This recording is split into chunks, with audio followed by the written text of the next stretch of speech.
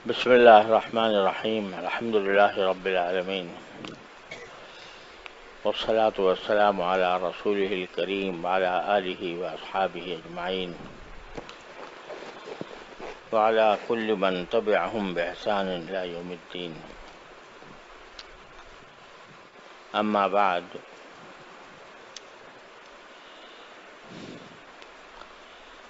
عرض یہ کر رہا تھا کہ جتنا اہتمام اور جتنی کوشش اور جتنی محنت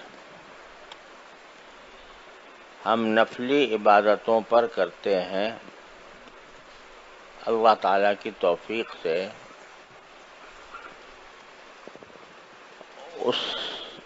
اتنی ہی محنت اور اتنا ہی مجاہدہ، اتنی ہی مشقت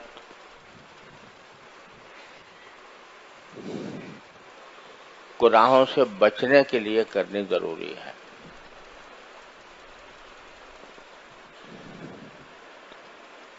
اگر کوئی شخص ساری زندگی کوئی ایک نفلی عبادت نہ کرے، فرائض اور واجبات پر اکتفا کرے،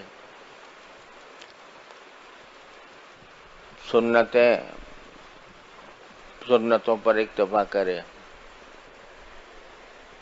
اور ایک بھی نفلی نماز زندگی بھر نہ پڑھے، نہ کوئی نفلی صدقہ دے، لیکن واجبات و فرائض ادا کرتا رہے، لیکن ساتھ ساتھ گناہ اس سے کبھی صادر نہ ہو، تو باوجود کہ اس نے نفلی نماز نہیں پڑھی، نوافل ادا نہیں کیے، اس کے باوجود انشاءاللہ سیدھا جنت میں جائے گا، کیونکہ گناہ نہیں ہوا اسے۔ اور ایک آدمی نفلی عبادتیں خوب کرتا رہے اور ساتھ ساتھ گناہ بھی کرتا رہے، تو نفع ٹوٹا برابر ہوتا چلا جائے گا، اس کی کوئی گارنٹی نہیں ہے کہ وہ سیدھا جنت میں جائے گا۔ لہذا معلوم ہوا کہ گناہ سے احتراز، گناہوں سے بچنا، گناہوں کا اہتمام کرنا، گناہوں سے بچنے کا، یہ نوافل سے زیادہ ضروری ہے۔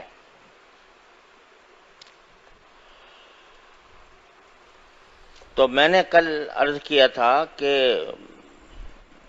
عام طور سے ہمارے دور میں جو فتنے ہیں گناہوں کے، ان میں نگاہ کا فتنہ سب سے زیادہ اشد ہے۔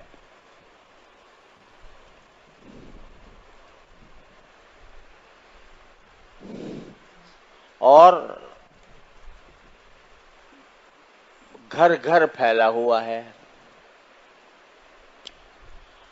ایک ایک شخص اس فتنے کا شکار ہے۔ پہلے نگاہ کے غلط استعمال کرنے کے لیے کچھ کرنا پڑتا تھا، کہیں باہر جانا پڑتا تھا، کسی کو سنیما دیکھنے کا شوق تھا تو سنیما گھر میں تو ملتا نہیں تھا، لائن لگا کے ٹکٹ لے کے جاتا تھا۔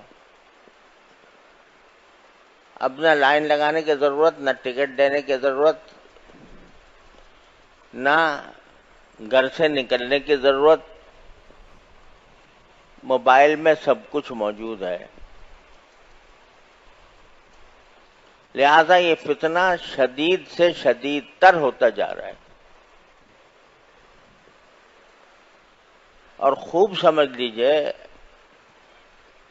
اللہ تعالیٰ مجھے بھی سمجھ عطا فرمائے، آپ حضرات کو بھی عطا فرمائے، کہ نگاہ کا غلط استعمال جو ہے وہ نور ایمان کو سلب کر لیتا ہے، اللہ بچائے۔ ایمان کا ایک نور ہوتا ہے، عمل صالح کا ایک نور ہوتا ہے،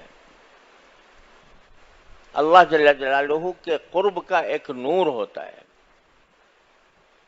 اور نبی کریم سرور عالم صلی اللہ علیہ وسلم نے دعا مانگی ہے اس نور کی۔ صبح کو فجر کی نماز کو جاتے ہوئے جو آپ دعا فرماتے تھے وہ اللہم اجعل فی قلبی نورا وفی بصری نورا وفی سمعی نورا وفی لسانی نورا وعن یمینی نورا وعن شمالی نورا ومن فوقی نورا ومن تحتی نورا۔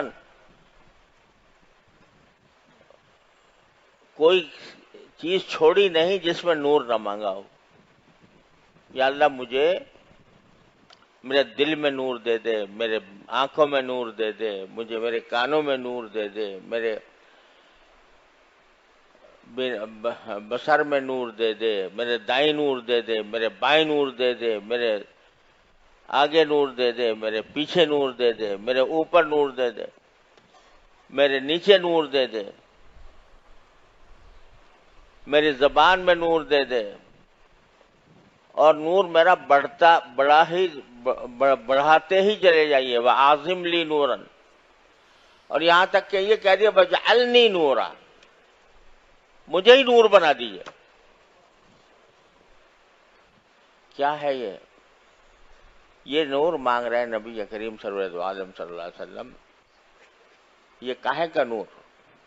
ایمان کا نور، تصدیق کا نور، قرب الہی کا نور، تعلق مع اللہ کا نور۔ یہ نور ایمان کے اندر، ہر صاحب ایمان کے اندر ہونا چاہیے۔ اس لیے صبح صبح رسول کریم صلی اللہ علیہ وسلم یہ دعا مانگتے ہیں کہ مجھے دے دیجیے۔ اب یہ نور جو ہے نا، یہ تو گناہ کے ساتھ جمع نہیں ہوتا۔ گناہ بھی کرتا رہے آدمی اور نور بھی ملتا رہے ایمان کا، یہ مشکل ہے۔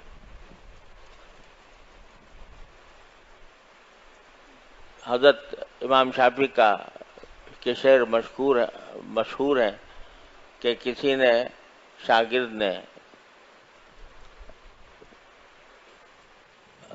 کسی استاد سے کہا، خود امام شافعی نے اپنے استاد بکی ابن جراح رحمۃ اللہ علیہ سے، امام شافعی کے استاد ہیں بکی ابن جراح،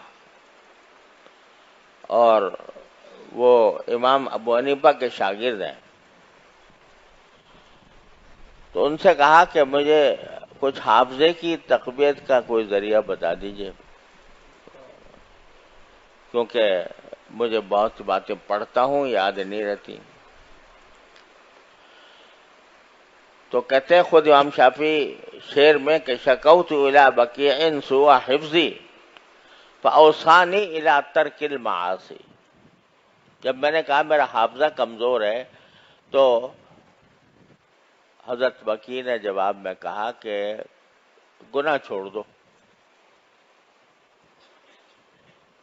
تو حافظہ کبھی ہو جائے گا۔ کیوں؟ فإن العلم نور من الہ ونور اللہ لا یعطی لعاصی، کیونکہ علم جو ہے یہ اللہ کی طرف سے ایک نور ہے، اور یہ اللہ کا نور کسی نافرمان کو نہیں دیا جاتا۔